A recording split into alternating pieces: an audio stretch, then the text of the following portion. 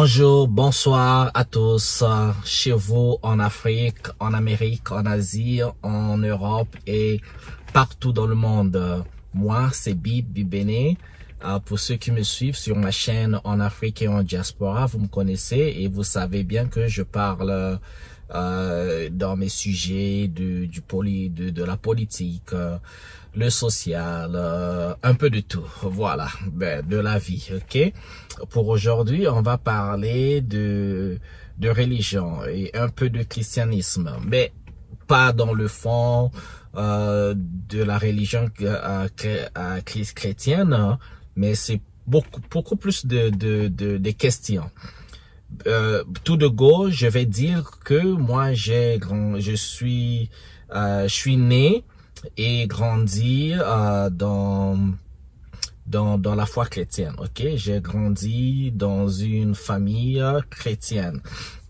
Et comme beaucoup d'Africains qui sont chrétiens, chaque dimanche, on partait à l'église.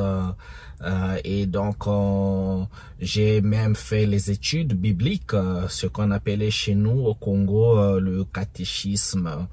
Bon, voilà quoi, c'est l'école de dimanche, on étudiait la Bible, il fallait étudier, passer par une certaine école avant d'être baptisé. Et donc, j'ai lu la Bible de l'Ancien Testament au Nouveau Testament. J'ai lu la Bible d'ailleurs plusieurs fois. Et donc, les histoires de l'Ancien Testament et aux histoires du Nouveau Testament, on connaît tout ça. Et moi, je suis de l'ancienne école, hein, un vieux loup, donc on partait à l'église où les églises dominantes, c'était donc l'église protestante et l'église catholique. Et moi, je partais donc à l'église protestante. Alors, dans mon époque, dans mon temps, il y avait que ces églises-là. Mais c'est plutôt dans les années fin 90, je pense, fin 90, début 2000, il y a eu une émergence de ce qu'on appelait les églises de réveil. Les églises de réveil, donc des pasteurs comme ça qui autoproclamés dans la plupart du temps, pasteurs sans avoir fait études théologiques. Donc c'est des petites églises comme ça qui arrivaient. Il y avait plusieurs noms, hein, et chacun créait son église, donnait son nom. Il y avait ceux de William Marion Branham, il y en avait des gens qui, voilà, l'église Tabernacle, l'église de Jésus de ceci, Jésus de minuit, Jésus du matin, Jésus de midi. Et chacun, quoi, l'église de Jésus-Christ, des grands hommes, des grandes femmes, l'église de ceci. Donc, chacun trouvait son nom dans la Bible qui l'inspirait et il y avait des églises comme ça, là. Des noms qui sont parfois rocambolesques, des noms parfois humoristiques, ça faisait rigoler, quoi. Et on assistait comme ça avec l'émergence des églises de réveil. Donc, des campagnes d'évangélisation, on s'est retrouvé comme ça au Congo, un pays où il y avait beaucoup plus d'écoles, on s'est retrouvé avec beaucoup plus d'églises que d'écoles. Et il y a eu l'émergence des esprits. Tout avait un esprit, tout avait un démon. Il y avait les démons de la faim, mauvais esprits de tous les vices, démons de refus de visa, démons de ceci, démons de nourriture, démons de j'arrive même pas à trouver le mot. Tout ce que vous pouvez imaginer, il y avait un démon attaché à tout.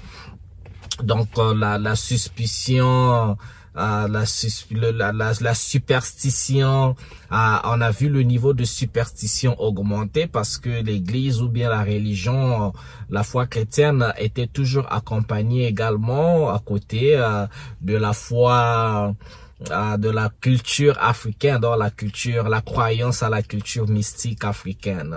Donc il y avait les deux qui se côtoyaient comme ça. Mais le point de ma vidéo, c'est surtout ceci.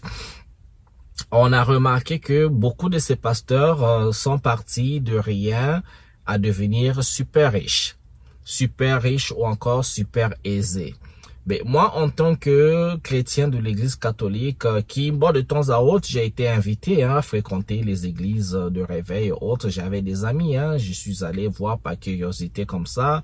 Et même ceux qui sont dans ce qu'on appelle les témoins de Jéhovah, je suis allé, j'ai prié là-bas parce que, bon, on m'invite. Dieu, pour moi, Dieu n'a pas d'église. Là où il y a des hommes, il y a des humains qui se mettent ensemble pour prier. Eh bien, on prie, ok? Chacun prie à sa manière, chacun prie son Dieu.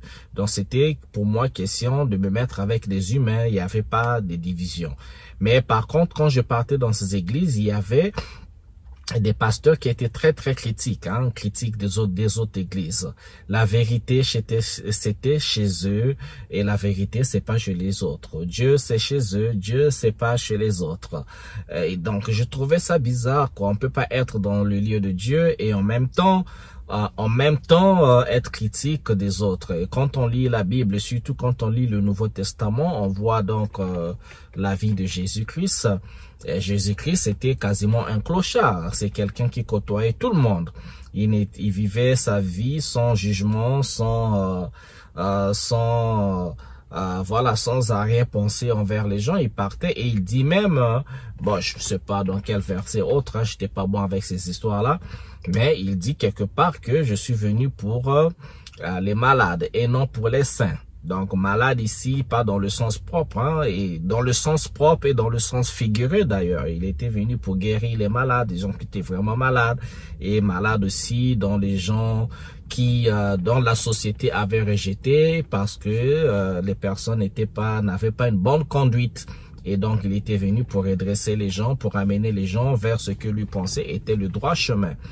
Alors aujourd'hui, dans les églises que moi j'ai fréquentées, si il y avait quelqu'un, un brigand, les gens, les chrétiens se mettaient toujours à insulter les brigands, à juger les gens qui n'étaient pas corrects selon leurs standards. On ne sait pas c'est trop quoi. Donc il y avait plein de choses que je trouvais pas correctes du tout ça ne rimait pas avec la parole de Dieu. Et donc pour revenir à la question dont je posais, et donc que je voulais poser plus tôt, c'était quelques temps après, on a vu l'émergence des pasteurs riches. Alors moi je me demande toujours, je me demande même à vous chrétiens, qu'est-ce que ça vous fait d'aller à l'église? Il fait chaud, surtout chez nous au Congo, et beaucoup d'endroits en Afrique. Il fait très chaud. Le dimanche, il est parfois difficile d'avoir le bus, et surtout quand il pleut. Avoir le transport, à prendre le bus, c'est très difficile. Même à un taxi, c'est difficile. Mais qu'est-ce que ça vous fait d'aller à l'église et quand vous y arrivez, devant l'église, le pasteur a garé sa Mercedes et la femme du pasteur a garé sa Range Rover. Des voitures de luxe qui coûtent cher. Et ça, c'est la question que je me posais tout. Je dis, mais comment les gens galèrent, les gens vivent dans la précarité. Il n'y a pas d'emploi, mais quand vous arrivez à l'église, vous avez eu du mal à arriver à l'église, vous avez marché, mais quand vous arrivez, le pasteur, il roule dans une belle voiture climatisée, sa femme, belle voiture climatisée, et quand vous allez chez eux, ils habitent dans une belle maison, une villa, il y a le groupe électrogène, il ne manque de rien, c'est eux qui reçoivent de la nourriture, ils reçoivent beaucoup de dons, reçoivent quasiment tout gratos.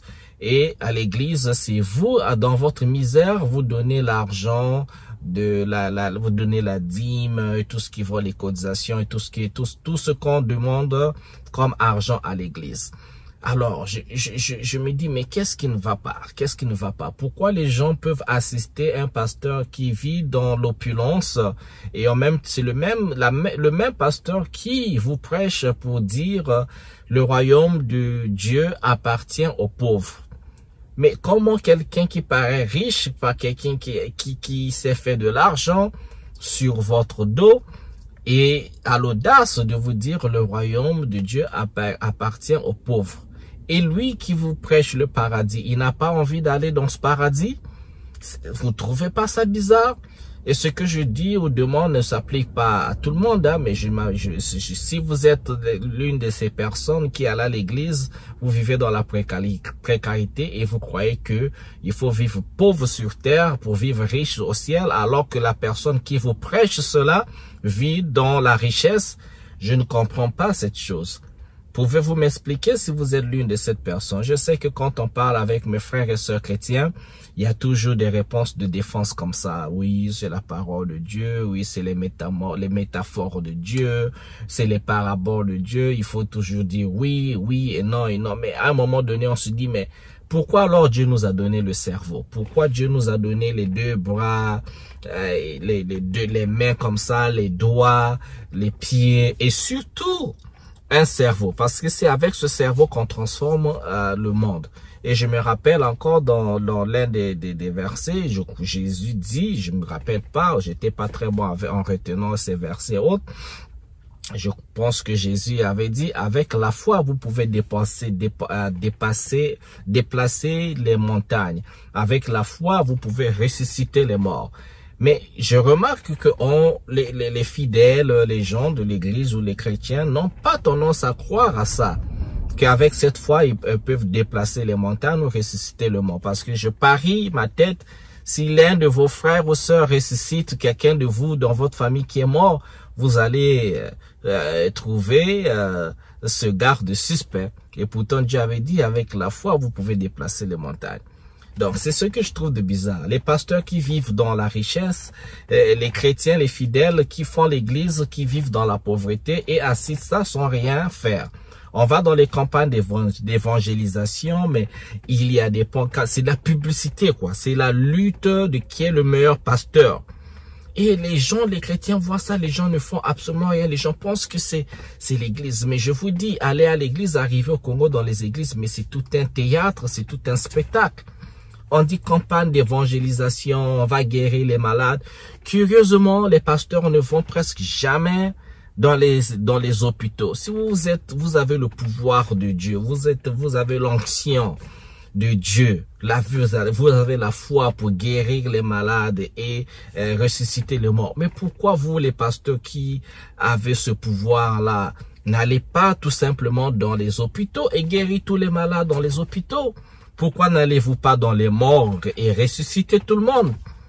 Bon, ouais, je sais, hein, mes amis chrétiens m'ont dit, oui, on peut pas sauver tout le monde. D'accord, mais pourquoi vous ne faites pas l'essentiel? Ne fût-ce que 0,5% du travail qu'il faut faire pour guérir les malades dans les hôpitaux et ressusciter les morts. Pourquoi pas? Pourquoi ça se fait pas? Et les gens assistent, trouvent que c'est normal, c'est toujours Dieu. Mais à un moment donné, il faut me dire, hein, comme on dit religion, il faut distinguer la religion de la science ou encore de la pensée. Mais est-ce que arriver dans la religion, tout simplement veut dire qu'il faut prendre son cerveau, il faut laisser son cerveau à la maison et arriver avec un cerveau vide et qu'on mette tout ce qu'on peut y mettre, pas de réflexion, rien. Franchement, parce que je me dis, sinon, pourquoi est-ce que Dieu qui est l'être suprême, l'homme omniprésent, omniscient, pourquoi est-ce qu'il nous a donné ce cerveau? S'il nous a donné ce cerveau, et si on dit quelque part nous sommes les dieux sur terre, et pourquoi nous n'utilisons pas ce cerveau pour réfléchir et dire que bon, comment est-ce qu'on peut se servir de l'église pour transformer nos nations, faire les prières, les campagnes et autres, l'église, que l'église soit dans les rues, que l'église soit dans les hôpitaux, dans les écoles peut-être, et participer activement à la vie sociale, plutôt que d'aller dans un hangar et tout comme ça qu'on appelle église. Mais sinon, ça tient de l'ambiguïté, ça. Franchement, c'est ce que je regarde, je me dis, mais il y a quelque chose qui va pas, il y a quelque chose qui doit changer. Les pasteurs continuent d'exploiter les... C'est de l'exploitation, les gars. Parfois, il faut dire les choses telles qu'elles sont. C'est de l'exploitation. C'est de l'exploitation. Et pourquoi on se laisse exploiter comme ça? Ça nous donne quoi? Parce que je me rappelle quand je suis arrivé dans les pays des Blancs, en France, pour la première fois, je me suis dit, j'étais à Bordeaux dans un petit... Après, je suis allé j'étais d'abord à Talence, juste là à Bordeaux, en plus à Saint-Médard-en-Jalles, qui est, faut dire, une petite ville, hein, un village comme ça à côté de Bordeaux. Ben, on n'entend jamais les cloches de l'église. Hein. Quand vous faites un tour à l'église, il y a que des vieux qui sont dans les églises. Vous ne verrez pas les églises remplies. Hein. Bon, il y a que des vieux. Hein. Les jeunes voient, à la limite, les jeunes ne croient même pas en Dieu ou à Jésus-Christ.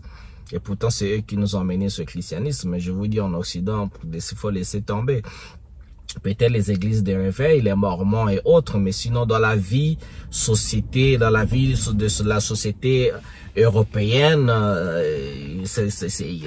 ça reflète pas ce côté chrétien, hein, je vous assure, hein.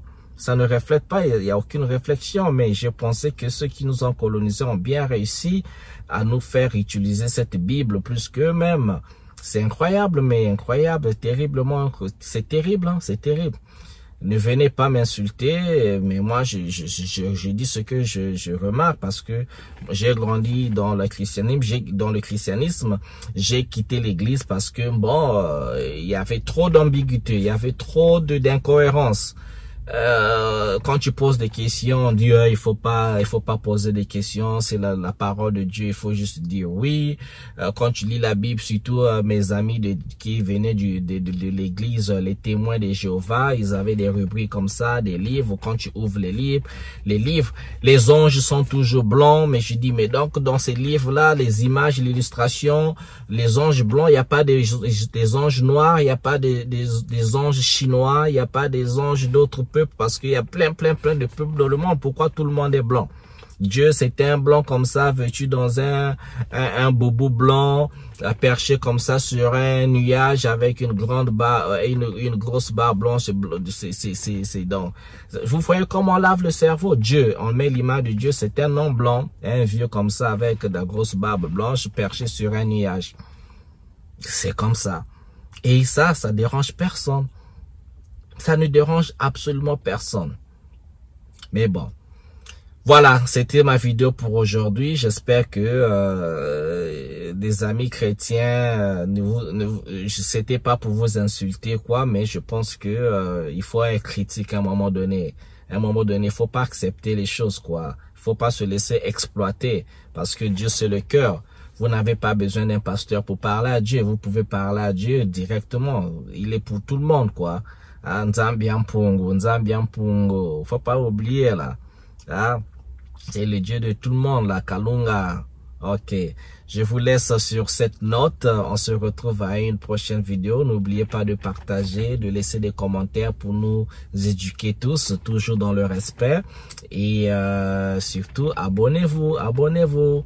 Merci. N'oubliez pas aussi les likes comme ça.